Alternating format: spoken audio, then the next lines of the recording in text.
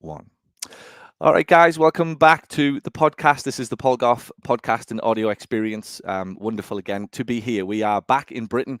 We're showcasing and highlighting the best of the best physio business owners in Britain ahead of our big event in London that's happening very soon. We're going to talk to Phil Evans of Urban Body Physio, and I do have a question around why Urban Body, but we'll get into that in a moment. I'm hoping there's a good story behind that. But we're heading to Birmingham-ish area of England to talk to Phil very, very soon. But ahead of the big event, we're heading to PPM Live. We're going to be in London. We're bringing the 3-day super conference, marketing super conference to London that's taking place 7th, 8th, and 9th. We're going to be in South Kensington. There is now already over 100 people who've got tickets. So this is going to be our biggest ever event that we are putting on in London. Phil's going to be there, and many of the people that you've had on the podcast over the last few weeks. So book your seats if you are in Britain. You need patience. You just want to find a community to be part of. You want to meet some people who understand and get the problems and challenges that you go through as a business owner. ppmliveuk.com is where you can register for your seat. And if you're listening to this live, because we're on Facebook, we're on YouTube, LinkedIn, and Instagram live, you can book a seat right now, a silver seat for the lowest price. You've got till Tuesday the 20th. So please go ahead and do that. After that, you can still book a seat. It's just a little bit more expensive. So PPM Live UK. And if you're listening from around the world and you are interested in coming out to the New Jersey event, we're going to be there 29th and 30th. Fly to Newark, Jersey City, which is right next to New York, Manhattan. I'm running a practice scale event in New Jersey. Again, there'll be around about 100 people at that event. So it's a big summer for us. Hopefully we get to meet you if you're listening to this podcast. I know many people do for a few years, and then they decide to dabble with the ticket, and they come on board and they sort of get to an event, and then that's it. You're sort of in, if you like. So please see these events as a way of us getting to know you and you us. It's a wonderful opportunity for you just to come and just see what the community is all about that we've built that is now global. Let's say people from all over the world come into these events. We'll have people from America in the London event, from Denmark, from Spain, as far away as Australia. We've got an Australian clinic owner in London as well this summer. So we're going to have a fantastic time in London this June, and New Jersey. The event page for that is paulgough.com/Jersey. We would absolutely love to see you there. So check both of the events out and get involved. Stop being a listener and get involved and come and see us in person. So today I'm going to talk to Phil, and I'm going to ask Phil to describe where Solihull is, because I did this with Will. I don't know if you heard the podcast, but whenever, obviously, I've got people who listen to this podcast from all over the world, lots of people in the US, people in Britain, Australia, Canada. And whenever I talk about where I live to anybody in America, their first response is that near London?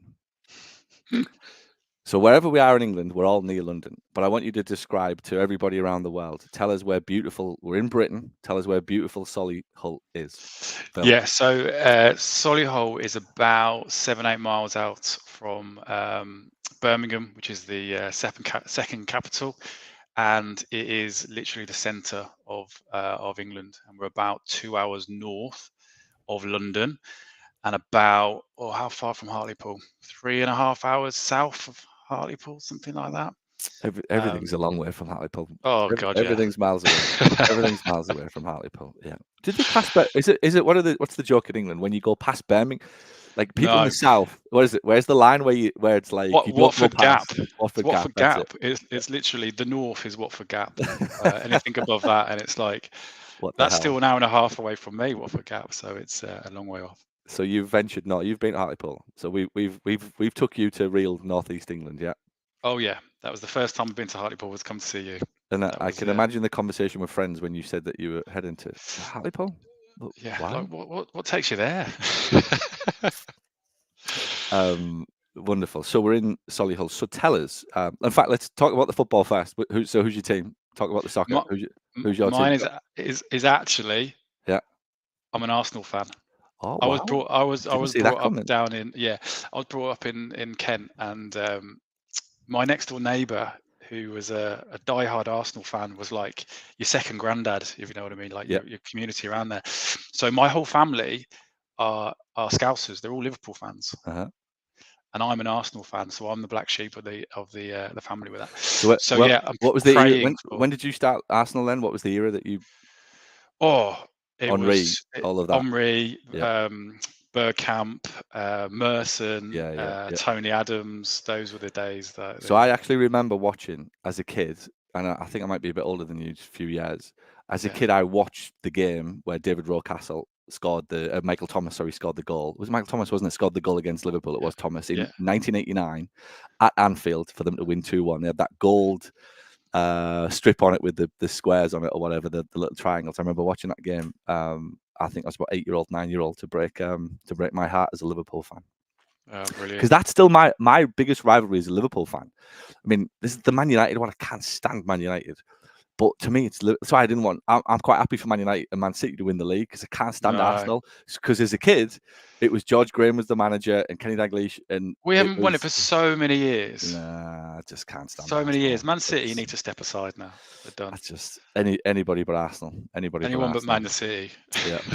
So it's not Villa. There's nothing like that going on in the family because West Brom are doing well as No, well. They're West 0-0 Brom at have them. just Yeah. are they just been promoted, or are they in the No, they're in playoffs? the The they're playing playoffs. The playoffs. playoffs. The I watched playoffs. them on Sunday. Yeah. So my other half's family are all Blues fans who have just been relegated. So that's not a happy camp over there. Yeah. Certainly They, with Rooney coming have in they and missed? doing Yeah, I what was he going to did. say, have they forgiven Mr. Rooney yet? No, no. Certainly when he came in, they were like 7th or something daft. Yeah.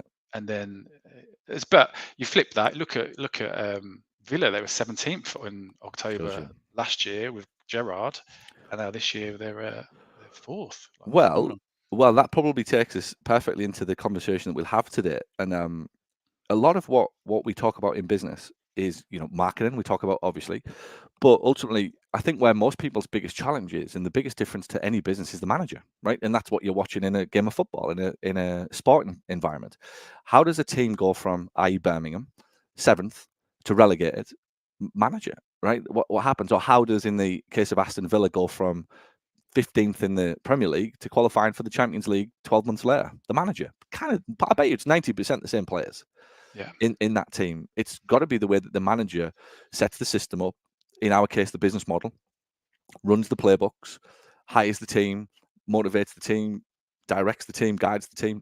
There are so many things that we can learn from business or for business from sport, and it's the same concept. How do you get the best out of your team, become a better manager, become a better leader, more structure in the business, etc.? We'll talk about all of that as we get into it today. So first, tell us a little bit about your business then. Why Urban Body? Where did that come from? I wish I had a story. I don't. It's just somebody. I asked for some help with names of businesses for what I wanted, my vision, and that came up. I was like, this was like 10 years ago, and urban was probably a bit of a buzzword back there. Yeah. And here we are, however many years later. So, sorry, what was the question? What's my business look like? We have as I said, Tell we're us based. your model. Talk me through that. Talk me through your business model, who your perfect patient is, Yeah. how it operates. Help me get an understanding of that. What would I feel if I'm a patient? So our perfect patient is similar to yours. It's our over 50s typical female who is very health conscious, who wants to improve their health, maintain their independence, loves yoga, plays tennis, really active, and just very health conscious. So, and there's a lot of those guys in Solihull. So we've hit an absolute market here because, firstly, no other clinic locally actually targets anything like that. They just do a typical we help with pain. Yeah. And so, from a clinic point of view, there's currently 8 of us. There's 4 therapists and me, if you class me as a therapist, so 5 of us, and then ops manager and 2 front desks. So there's currently 8. And we're growing month on month and going well so far. So the first time you came to my event, Yeah. What were the prices again? I knew you were going to bring this up. I had to bring it up. I knew. Yeah. So we all sat around the table at the key, weren't we? And, Historic key, yeah. The historic key, and there must have been, I don't know, there was no more than 10, probably less. I don't know how many there were with us. 10 or 12 probably max, yeah. And you went around saying, "Well, how much is it? How much are you?" And I was just a one-man band, and I was 35 quid. And I was technically the lowest in the room. However, there was somebody else in the room which charged 40, but that was for 45 minutes, we found out later. So I wasn't actually. But anyway, that was the kick that I needed from the sheer laughter from your face of how little I was charging. So yeah, literally went home and hiked the prices up, and we are, over double now, like 5-6 years later. So yeah. So what's it going to cost me to come in now for a treatment session? So we do various packages, and it varies depending on that individual that's coming through, and it can be, if it's a pay as you go, which we don't want, but if it's pay as you go, it's 74 quid. Packages, it will vary from 59 to 64 depending on how big a package you buy up front. Yeah, brilliant. I was talking to Will Harlow, 200 quid. Yeah. 200 quid for an hour. And again, what a benchmark that is. And it's the joy, if you like, of being part of a community like this, where you live in your own little bubble if you're not, if you're not part of something like this, and you do think 35 quid's normal, or you think 40 quid's normal. Now at this point, and take this the right way, you might have got to 45. You might have dared at one point to go, I'll go to £42.50 or something like that. Do you know what I mean? To like, and it would have been a typical sign on the wall that says, due to inflation, due to electric costs, due to the rent rise, I've had to raise my prices. And you're almost apologetic for it, rather than proud of what you do and the service that you provide. And when you hear that you're at 74 quid now, which is fantastic, and we're getting there, we're getting there. If that's a half an hour session, it's £150 an hour. So all of a sudden the mechanics of the business are in your favor at £150 an hour. But then when you hear somebody like Will at £200 an hour, even his associate, like the nonchalance of Will the other day was like, it was outstanding. He was just like, yeah, I'm at 200 and my associate's at 120. I was like, what the fuck? Like, but it's wonderful because it's getting people to realize, particularly in Britain, where I think we're not good at realizing how good we are. Let's put it that way. We're not good at patting ourselves on the back. We're not good at celebrating. We're not good at probably blowing our own egos up, right? We're genuinely, definitely not encouraged to do that. And I think that causes us to be quite insular, and that's reflected with our prices. And we don't want to be too expensive because we don't want to offend, or we don't want to irritate. We just want everything to be like where it is. But I think what's happening in this community now is somebody's listening to this and it's going 70. Oh, well, I'm going to 75. And then you hear Will's at 200. It's like, well, I'm going to 100 after this event. And that's collectively, if you like, we start to make progress, and everybody buys into each other's belief in themselves that helps you kind of change your business. And then with that, I suspect now you're starting to hire more people, better people, because you've got the profitability to do it. Yeah, I think the big change for me, looking back, it was that it's okay to sell healthcare. Yeah. And you're always brought up with all you're doing is you're trying to help people and help people and help people, which is great. But as soon as it clicked that to help people further, you've got to charge for that to provide a better service. And as soon as I kind of got that concept, it was a complete mindset shift. It's been so much easier to go, well, this is the price now, or this is what I need to charge to achieve X, whatever that is.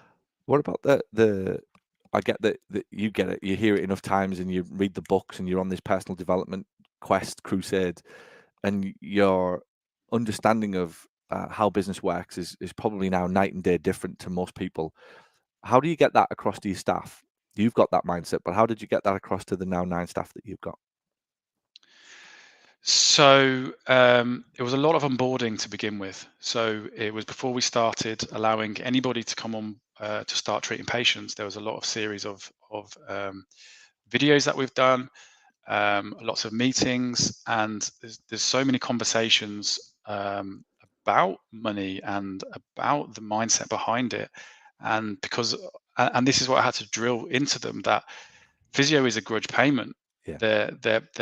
They're paying with, or they've come for an injury that they didn't want, for a service they don't understand, with money that they didn't want to spend. So straight away, and as soon as I kind of explained that to them of how we can help and etc. So it was all about value, and my guys are really quite good at that now. But that's taken some doing, some coaching, and that's credit to the team really, because they are now very open to being coached. So it's been much easier to do. I think you've hit the nail on the head there of what the difference is, because most people would shut it down. So the typical business owner, right? You probably in a world of 1 in 100 physio businesses in the UK that are involved in personal development, who are running a business but genuinely trying to understand how to be a business owner and better at business and how it works and the skills required. In the same way that you've invested in your physio skills, you invest in your business skills. Most people listening to this would have the mindset of, it can't be done. I can't get good staff. I can't get my staff to buy in. And I think the bit that you've done well is you've coached your team and you've allocated time to help them understand, and you've taught them about the truth of physio, not the bullshit kind of let's all go to a conference happy, clappy, physio's amazing, and this new white paper or research has told us how wonderful this treatment technique is for these patients. When you step out of that and you come into the real world and you understand that yes, patients don't want to come to physio, it's horribly boring, it's painful, it's costly, it's free elsewhere. And by the way, that's the biggest challenge for any physio in the UK, is you've got such a shit tip of a system in the backdrop that ties all of us with the same brush, that does nothing, basically. It's probably the most if you ran a NPS score on the value of physio in the UK at the system, at the NHS, you wouldn't like the answers. And unfortunately, people then look at me or you and go, well, I've tried physio. It's all the same. So the mindset of you, I think you've become a coach in your business. And let's back to this football analogy. The reason that the players at Liverpool or Villa or whatever, they do well is because they've got a good coach who talks them through the game and helps them understand it and takes the time to help them understand the facts of their role and how to play and all of these types of things. But where I'm going with it is what you have when you have a business owner who isn't coachable him or herself. It's impossible for them to coach their team, if that makes sense. So all roads lead back to the business owner. If you've got a business owner that's coachable, that person understands and sees the value of coaching, and that person then brings that coaching to their team, and all of a sudden you've got 8 people in your team who are now 20% better, who are culturally bought in, who get it, who understand it, who buy into Phil's view of the game and what we're trying to do. And you see that in the results of the business. And I think that's where a lot of people in business are very naive to actually, it's not easy, but it is simple, if that makes sense. It's definitely not easy, because you wake up to an email and somebody's off today, Yeah. they've gone for an interview or whatever, right? Like, patients cancel, it's fucking sunny. We were doing a workshop for somebody recently, and it was like 30 people had registered, and the fucking sun comes out, so like 15 people don't turn up. It's like, there's not much you can do about that. Do you know what I mean? Like, these are the unpredictabilities of business, which isn't easy, but in theory, the simplicity of it is what I think people don't buy into. And I think that's what you've done fantastically well, as you've become a coach to your Yeah. clients, to your team, and you've got them on board.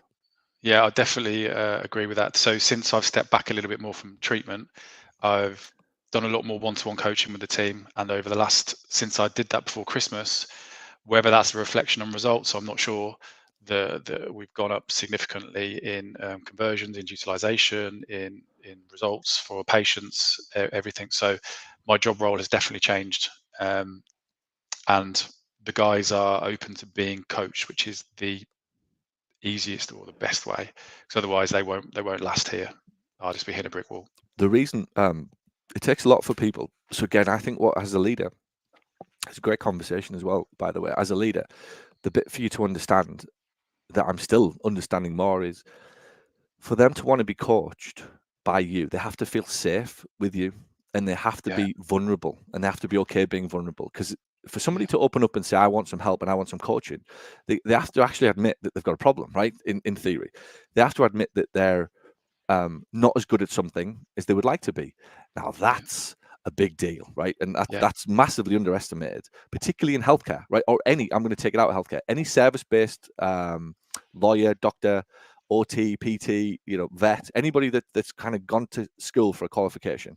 They've come out, they're the bee's knees. There's your reward, there's your graduation ceremony, all that shit. Now you're the dogs, right? And now to come into a business and be told, actually, now we need to learn this, this, and this, you either shut that down or you go, I get that, Phil. So I think what you'll have done very well is created a safe space for them to either come to you and be vulnerable and open about that. yeah, But B, I think what also makes the difference is that you are living a type of life that they want. And yeah, the way you hold yourself, the way that you are at work, you'll be calm, all of these types of things. It's like, I want a piece of that. And I'm willing to be coached by Phil because he's congruent, he's consistent, he's calm, he's good at what he does. And I like that. And I want to be part of that. And I found that that's the reason that staff either buy in or they don't over time. I actually showed them, there was a YouTube link on Simon Sinek was talking about leadership, Yeah. and talking about that exact thing about the best teams are the ones that they trust their leader, and they're in a circle of trust where they can be vulnerable. And I showed it to the guys. I was like, do not look at a leader being just one person. I want all of you to think yourselves as a leader, and what does that look like, so they can all work on themselves as individuals, not just in the clinic, but to grow outside of outside of it. So that was about a month ago, and that worked really well. I was talking to my team recently about this, the idea of leadership, and we talk about it a lot now at the size of the company, particularly the Paul Gough Media, with a number of staff and clients around the world. So leadership, to me, I've got to breathe it into my team and I've got to pass it down. And it's kind of like a ball. I'm passing it down and I've got to feel it come back up. And there was a couple of things I said to them. Everybody's got to be a leader of one. So you can come into this place and you can maybe not be a manager, and you might not manage 5 people, but you have to be able to lead yourself. Like that's Yeah, just that's non-negotiable. And it's the first little filter that I run everything through. If you can't manage yourself, and we're always walking you off a ledge, and we're always dealing with your emotions, and we're always dealing with your drama, like you're no good to us. Like, this just isn't going to work, and it's not my responsibility to fix that. The council will take that responsibility. The NHS and the unions and all of that shit will take all of that responsibility. But that, I'm sorry, I haven't got that in me to do it. I'm not very good at doing that type of thing, and I don't think a small business can deal with that. The second one is when you start to think about your leaders. We can have all of the formalities of leadership. We can have positions, we can have an office, we can have a resume, we can have a title, a badge, whatever you want to call it. We can have a position. But at the end of the day, the best leaders in any business, and this is what I've sort of rallied my team around lately, the best leaders in any business are the ones who look at the situation and go, "That's not fucking good enough. I'm going to fix this." And even though it's not my remit, and even though that's not my job title, this thing that's happening in the business isn't good enough, and I'm going to fix that, and I'm going to come to you with a solution. And if you get people like that in your team, you'll move mountains together as a business. And you don't need to have the the badge, but if you encourage that and foster that in your business, I think you'll have a wonderful place that you look forward to coming into working with every day. So leadership. What's been your biggest challenges? We've been in business now 8 years, 9. yeah, a little while. But I've only really had. Well, it depends when you class as being a business. Let's That's the go back question. then. Let's go back. I like to do this. Let's go through the phases. Let's go through the gears. Let's talk about the Yeah. first couple of years, and I try to make it relevant to the listener. So if I've got somebody listening to this now in the first 1, 2, 3 years of business, fledgling, getting started, getting the phone to ring, just putting their first Instagram posts up, putting a website up, whatever. What was the biggest challenge for you in that first 3-year period where you were just Phil building his reputation? So if I look before I went into this full time, I was part time at Loughborough University, which is about an hour away from here, and then doing a bit of treatment on the side. And I did that for years, in fact, and then got to a point where, different stages of your life, you go, right, I want to have children, or whatever. Time is your biggest factor here, and you want more of it. So I left Loughborough and just threw myself into my own business. And I was, like most at the time, living off reputation. Yeah. And that only gets you so far. So I actually seeked out various, like, how do I grow a business? And I've always been very open to being looking for answers, reading books, being coached, etc. So I remember trying to, like, God knows how many years ago, trying to put my first Facebook ad out. And so we did a load of Facebook stuff to begin with. And at that time, they were quite good, but it was just me. Yeah. So I was answering the phone, I was treating, I was doing the payments, I was doing the accounts, I was doing everything like that. And then I decided, like with most physios, they think they need another therapist. And so I got another therapist, but I did it on a pay-as-you-go sort of, as you do. I'll give you a pay per person. And that didn't work. It didn't work for me. And possibly I didn't want to let go. Possibly, you look back, you're like, why didn't it work? And I think the biggest thing that didn't work for me is because I didn't need a physio. I needed a front desk. Yeah. I needed somebody to organize the business. I needed someone to answer the phone. I needed someone to talk to patients and provide a really good service. And that's when, after COVID, is where it really pushed on. So from COVID of 2020 onwards is where it's really accelerated, from me and a physio, to now 8, 9 What did people. COVID do for you then? Was it a time for reflection or take stock, or like what did COVID do? COVID was a real mixed bag of emotions. Really, you have no idea. Overnight, you shut down, aren't you? Yeah. So your cash flow is just stopped. Because of where I was in a gym. I didn't get any sort of grant. I didn't get Yeah. anything from the Yeah, because you government. didn't have the postcode or anything. I get it. I didn't have that, so I got nothing. So and the way that Boris was looking after things was like, oh, we'll review in 2 weeks. So you're like, oh, we might be open in 2 weeks. Oh, we might be open in 2 weeks. And this just kept dragging on and on, didn't it? So we were shut for 3 months, but in that time, I actually started to really enjoy it. Because I was off, I was writing, I'd recently had a daughter, so I was having time off, and I had 3 months off my daughter. You would never have got that.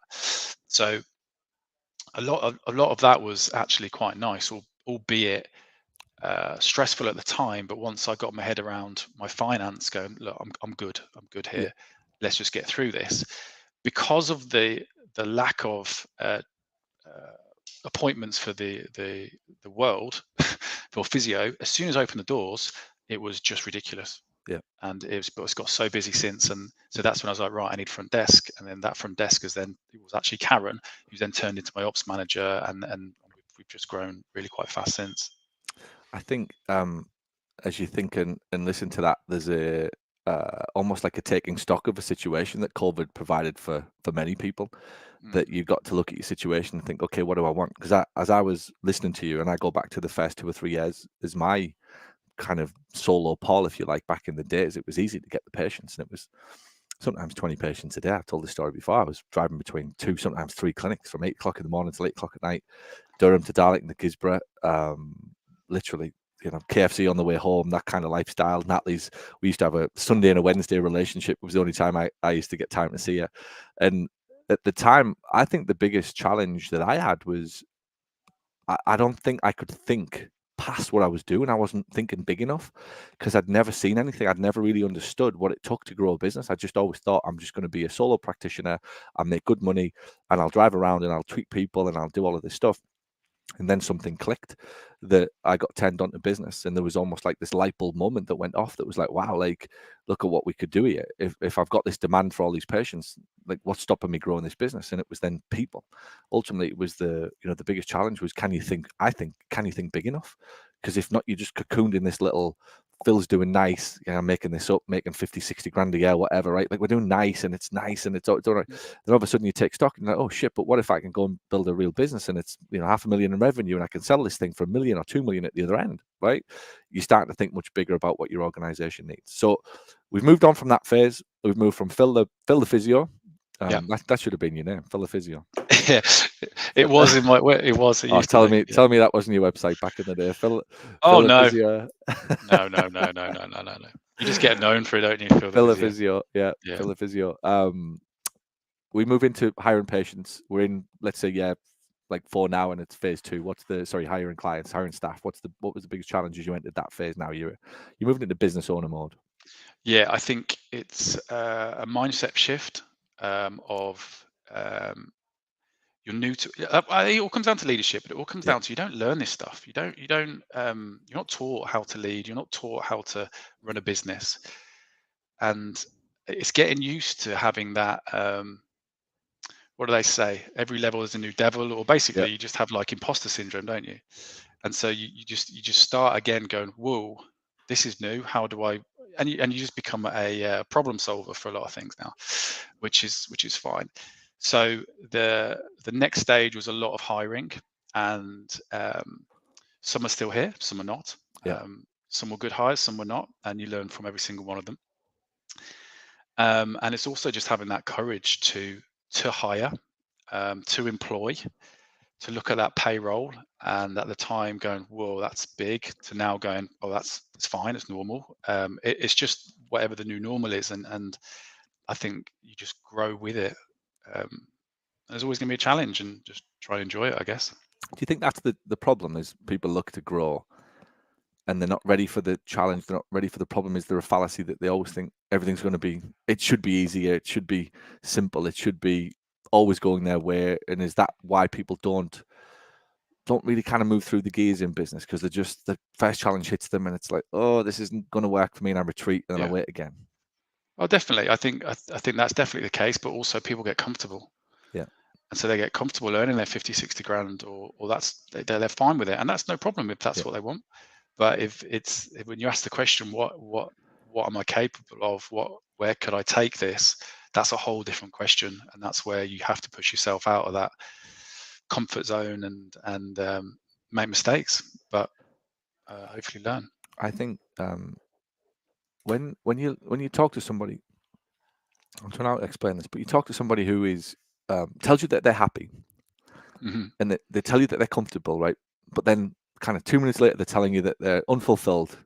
They wish they could go on holiday, and they wish they could have this car, or they wish they could send their kids to private school or whatever. I think there's such a disconnect between what people actually say. I'm happy with the 50, 60 grand. So in my world, to bring that into my world, we could have somebody at London in 3 weeks who is making 50, 60 grand, right? Who comes to an event about growing their business. Then after it'll say, oh, I'm happy. I'm just going to stay where I am, right? And they won't do anything. Like, if the fact that they're not going to do anything tells you that they're happy. But then you'd sit with them and say, but why did you come to an event about growing your business? Because I ain't going to a seminar about tooth pain when I ain't got tooth pain, right? I'm not curious about how to put an implant in my tooth if I don't want one, or in my mouth if I don't want one, if that makes sense. There must be something that's irritating at me saying, I think my teeth would be better if I had some implants. So I'm going to go to the seminar about implants. But if I come to an event and I say, oh, I'm happy and I don't really want to grow, I think that's so sad when you hear that, because externally they're telling you that they're happy, and internally they're not. There's an itch and a scratch. And largely a lot of what I do with the podcast or the books or anything we do is like we try and expose it, that like we're all going through this together. That the ultimate skill that you need, that you've described there, Phil, that you've got in abundance. Number one, yeah, you've got to coach your team, but you also have to have a level of resilience. And I think that's the bit. If everybody understood that, really the skill and the sort of the thing that you're mastering over a year, 2 years, 3 years, 5 years is resilience. That we're all getting smashed in the face. We're all getting let down. We're all getting emails off staff quitting. We're all getting a complaint off a client. We're all getting like an issue somewhere with the interest rate or the banks or the government or whatever they're going to do when that fucking thing changes in November. Can't wait for that one. You know what? We're all going to wake up the next day with fucking, oh, let's see what we've got to pay now. Do you know what I mean? The insurance or tax or fucking whatever they're going to smash us with when that changes in November in both countries, US and UK, listening to this. That's just part of the deal, and it's always been that way. And I just think I always wish people understood that part of the journey that you go on as a business owner, it's actually to learn that skill of resilience. And that's the bit I think you get so much confidence from in your life, when you realize you can deal with shit, variables and things going wrong. And, that's for me has always been the biggest challenge and the best thing that I've learned from business. Yeah. So and I think with that, though, that comes with the emotional control that you need. You've got to be consistent even when things are going bad. You can't let the staff know, or you just got to be the same when it's good. When it's bad, it's just all consistent. I had a chat. I was in an event here in the US last week with a clinic owner from New Jersey, and there's a sort of situation brewing in his business, and he has to move premises, and it's getting tight, right? It's getting like he got served notice, and he needs to leave in, I don't know, June or end of July, whatever it is. And a few things have fell through, and it's like, oh shit, like what do we do? And he's like, do I tell the staff? And I was like, oh, I don't know. I said, I don't think I would. And he's like, he's got this sort of need to want to tell them because he thinks he's obligated to do it. And I said, well, what difference is it going to make? I said, all that's going to happen is it's going to make the situation worse, because they're going to come in every day asking if you found the premises. And I don't think at first he agreed with me, but then we talked it out, and I said, look, like there's just no need. There's no, like, nothing's going to happen other than we're going to turn this into an emotional, whether they know or not, is not going to make any difference to your ability to find a solution. If anything, them coming in every day asking, have you, decreases your ability to do this correctly, decreases the relationship at home, because you're getting stressed and worried, and the cortisol and stress levels are going through the roof. So you need that emotional control, and you need to be able to handle things and events going on around you that many others would struggle with. You need that restraint that people haven't got as a general rule. And I think that's part of what is being a leader and being a manager, not just of your team or your business, but of yourself. That when things do go wrong in your business, or unexpected situations happen, you're able to control it. And nobody really should know. My view of it is nobody should know what's going on in your life based upon your emotions. It's like there could be shit going on. You wouldn't know. There could be amazing stuff going on. You wouldn't know. And I think if you could get that restraint in your business, it sets you up. Or if you get that restraint in your life, it sets you up to be very, very successful in business. So what's next for you, Phil? What's going on? What's next? What's the lofty goals? Where are we headed? I actually did my goals about a few weeks ago. So the plan is for me to stop treating by the 1st of August. So Yep. I'm actually transferring people across now. So I only do 1 day a week, but that 1 day I'm seeing like How's that going? 18, oh, terrible. Like, I love helping people, loves treating people, but it's also, you get so frustrated because you've got so much to do and there's so much more. Anyway, it's happening. How's it going both emotionally and practically? How's it going emotionally at your level from the handover, and practically from them actually receiving the news that Phil won't be treating them anymore? Yeah, you know what? It's actually quite a mixed bag. So it's definitely what I need to do, and I'm really pleased I'm doing it.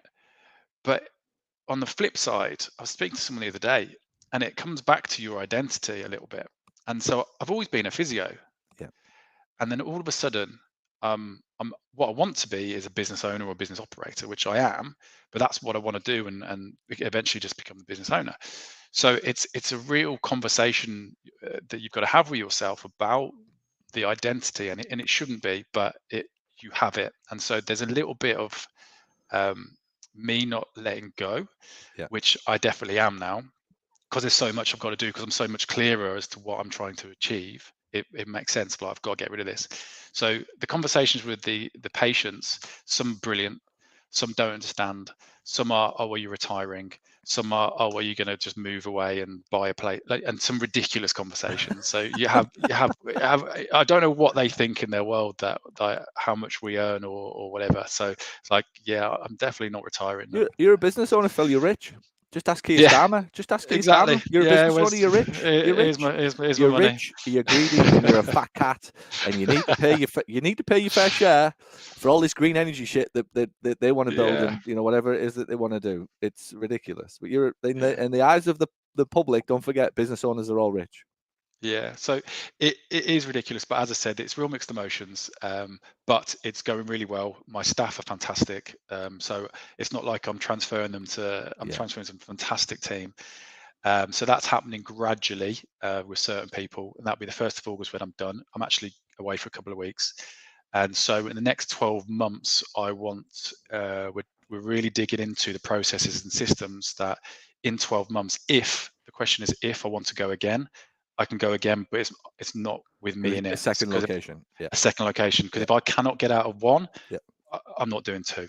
Yeah. So that's the biggest goal, and if that goes well, 2, 3, 4, whatever, over the next 4 or 5 years. I love the idea of the identity, and that's what I'm just going to touch on that. That was the game changer, I think, for me. I got introduced to, and this is, I don't know if you've Tony Robbins, you come across some of Tony, you've probably heard me mention Tony. Yeah. One of the very first things I learned from him that was pretty profound was the idea of the biggest driving force in any individual is their identity, and we give ourselves that identity. So when we kind of close our eyes, it's like, who are we? And it was, some people have an identity as a mother, some people identity as a father, right? So they want to become great fathers, they want to become great mothers, or they want to become a good friend, right? Whatever it is, and whatever your identity is. And if you think of yourself as a physio, you become a great physio. If you think of yourself as a great mother, you become a great mother. Think of yourself as a great dad, you become a great dad. Like, that's kind of how it works. And the thing that I had to learn, and Tony didn't teach me this was further down the line, but it was the ultimate place to get to in your identity is as a learner, because it trumps all of the things. So if I'm at the identity is as a learner, and I'm somebody who wants to learn, not like just, not just reading books. My version of learning is make mistakes, deal with challenges, pick yourself up, learn from it, off we go, reflect, go again, reflect, go again. That's the real learning that takes place. I don't believe that much learning takes place in a book, right? And there's business owners like, oh, I'm always studying this. It's like, yeah, but make the fucking call, right, dude? Yeah. Get it wrong. Like, get the criticism, get the bad review, get the quit, get the hire wrong, like, lose the money. That's where you fucking learn about yourself, the resilience and reflection and all these types of things. So if you have an identity as a learner, I can use that as a dad, right? I want to learn how to be a better dad. So I can still be a great dad for my kids, and I can still be a better partner for Natalie, and I can still be a better son or brother or whatever if I'm a learner, because that identity becomes any situation that I'm in, I get to learn something from. And the only way that I'm going to learn is if I make progress in all of the situations that I'm in. So the two fuel each other, if you like. So when your identity at the top of the mountain is the learner, well, I'm going to keep learning about business. I'm going to keep putting myself out of my comfort zone. I'm going to keep, I've got number 2 in my head in 2 years because I want to learn what it's like to set up a second clinic. And if you have that as your kind of North Star of what I talk about quite a lot, I think you propel yourself without even realizing what you're doing. So maybe it's a little tip for you: get to the highest mountain that you can in terms of your identity, and never forget that really the real learning takes place when you're in the game and you make the mistakes. And it's like, okay, like, what can I learn about this now? What's the situation teaching me? No, what's the textbook teaching me? And yes, you've got to read the books, and you do, and I'm not dissing any of that, but the books really are about preparing you to get into battle, and then it's in the battle, that you sign the lease, or you hire those 2 people, and they don't work out. Like, that's when you get to learn something about yourself. So do you think you'll can you see yourself selling? Can you see yourself sort of building a business in a way that there's 2 or 3 clinics, and I don't Nuffield know. or Bupa comes along and says, we'll have them off you, Phil, and there's $1 million or 2, and thanks very much? The plan is to get to a point where it's saleable, i.e. I'm not in it. Yeah. So if I'm not in it and I want to go again, I can still go again. Not sure, but possibly. But then if the business is making me some decent money without me being in it, why? Yeah. So it's I'm not in a rush. I'm not planning. But if Nuffield will come knocking on my door and want to buy, I'll have to be daft to not consider it. I think it's something even internally in the community, in the Paul Mastermind community. I don't think we talk about it enough, that I'm probably going to start dropping the seed a bit more. There is an argument to say that there's no point starting a business unless you plan to sell it. You won't find very many very successful people in business that you would want to emulate, or you would want to be like, or that you admire, or that you've read their books or love their story. You won't find many of them who didn't have the mindset that said, I started the business with the pure intention of selling the thing. And like, to a lot of very high achievers, it's nuts for people to think that you'd start a business and just slog your guts out for 30 or 40 years and not get the reward at the other end, and start to separate you Phil, the business owner, from like the entity and the asset called the business, that makes Phil 100 grand a year salary or whatever, but also could be sold for a million or 1.5 million at the other end in 5 years or 10 years. And I just think if you start to get that mentality early, I certainly wish I got it. I wish I got it faster, and I'm starting to get it even in this business, in my agency. And I make no hesitation in saying that the Physio Funnels brand is a brand for a reason. It's getting set up as a separate entity from Paul Gough, who's the coach, right, and the mentor, who can still do his seminars and still write his books and still have fun with these types of things, which I love. But there's an agency getting built along the side that over a 5-year period could be worth something to a big agency, like a Gary Vee style agency, that goes, we'll have that. We want a niche-based marketing agency that we'll roll up and put into our wheelhouse, if you like, that is all over the world. So I'm not saying I'm going to do that, but I'm saying it's crazy for me not to think that I could do that in 5 years and sell that thing off and still do other things that I want to do further down the line. So I think you should be thinking like it's. I think it's good for you to think like that, and for everybody to think like that, because again, the vision just got bigger, and it's dragging Phil to higher places and helping him make bigger decisions, and he's thinking bigger about his business. And I can't ever think that there's a situation where when you think big, it doesn't win. You don't win. I think it's Trump's saying, it's some version of most people think small, I think big. That gives me a distinct advantage, and I love that. Whether people like Trump or not, whatever, right? But it's a wonderful way to think about your business, is that everybody around you is thinking small. They're still thinking £40 sessions. They're still thinking of themselves as physios. They're still struggling with hiring a receptionist for 5. There'll be 100 people listening to this podcast in absolute turmoil, Phil, over hiring a part-time receptionist for 16 hours a week on £12 an hour. Turmoil, like, for 6 months, and you forget how far you've come. That's, and I mean this respectfully, that's your competitor, and it should thrill you. It should thrill you how far you've come when you're dealing with such, shall I go second or third clinic and sell this thing out for a couple of million in a few years. It's like such a journey that you're on. The relief when you get a good member of staff is unbelievable. the pressure that gets taken off you when they are performing and they're the right fit, the right culture, is like, wow, why didn't I do this earlier? Every time. I think, again, resilience. Don't think you can do it. A lot of people will admit it on the nobody taught me how. I'd never had a scorecard. I never knew how to do a job ad. I never had to Oh do an yeah, onboarding. yeah, It's yeah, just the yeah, basics. Well, yeah. I never knew Neither how did to. I. I didn't have a clue. Well, I didn't know how to treat an Achilles tendon until somebody fucking showed me how to do it. Like, just Yeah. like I didn't know how to rehab an ACL until a ACL doctor sat down with me and went, "Well, let's do this and stay away from these exercises. And after week 1, do this." And week 2, it's like, "Oh, that makes sense." So I just need to do what I did to become a good physio, to become a good physio business owner. Is that what you're telling me? Yeah, well, I can do that. So, right, last question. You've been around for a little while. What's the number one thing most impactful you've learned from me? I always like to try and get you at the end. What help me, ego? How have I said something or done something that's really impacted you? What is it? I don't know if this is a cop out. I'm gonna say not to take life too serious. Love that. Something along those lines, and to kind of laugh along the way, the journey. And it's the journey that is the biggest part rather than the result. Music to my ears.